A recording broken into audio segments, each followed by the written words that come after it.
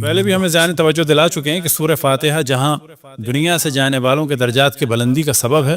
وہیں دنیا کی مشکلات کے حل کے لیے اور خصوصاً بیماروں کی شفا یابی کے لیے۔ لہٰذا جب بھی کسی بیمار کی عیادت کے لیے جائیں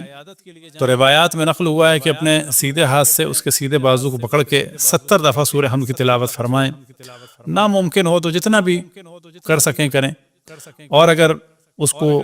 بازو کو پکڑنا ممکن نہ ہو، جیسے کوئی ICU میں ہے یا دور ہیں،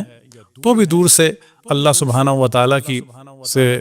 حاجت کو طلب کرتے ہوئے بیماروں کی شفا یابی کے لیے تو جتنی مقدار میں بھی ہو سکے سورہ فاتحہ کی تلاوت فرمائیں، اور خصوصاً 70 دفعہ۔ لہذا جس کے گھر میں بھی کوئی بیمار ہے تو خود ہم نے آیت اللہ العظمیٰ بہجت سے ایک دفعہ ایک مریض کے بارے میں پوچھا تھا، تو انہوں نے فرمایا کہ والدین 2 رکعت نماز پڑھ کر 70 دفعہ سورہ حمد کی تلاوت فرمائیں، اس نیت سے کہ خداوند تبارک و تعالی شفا عاجل و کامل عطا فرمائے۔ اور بلا شک جو سب سے بہتر چیز ہے اس کے ساتھ ہی ساتھ، بعد میں نہیں، ساتھ ساتھ، وہ ہے صدقہ۔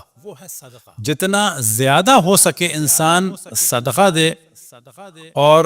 بیماری میں جو بھی جس قسم کا بھی صدقہ ہو، لیکن عموماً علماء کرام جو روایات کا نتیجہ نکالتے ہوئے تاکید فرماتے ہیں کہ کسی جانور کی قربانی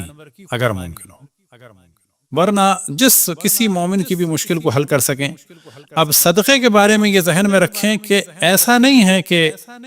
جو ہم نے صدقہ دیا ہے تو بیماری غریب کیا چلی جائے گی، معاذ اللہ، ایسا قطعاً تصور نہیں ہونا چاہیے، بلکہ اصل موضوع کیا ہے کہ یا اللہ، میں اپنی حلال آمدنی سے تیرے ایک بندے کی مشکل کو حل کرتا ہوں، تو اس کے وسیلے سے میری مشکل کو حل فرما۔ لیکن جس کو صدقہ دیں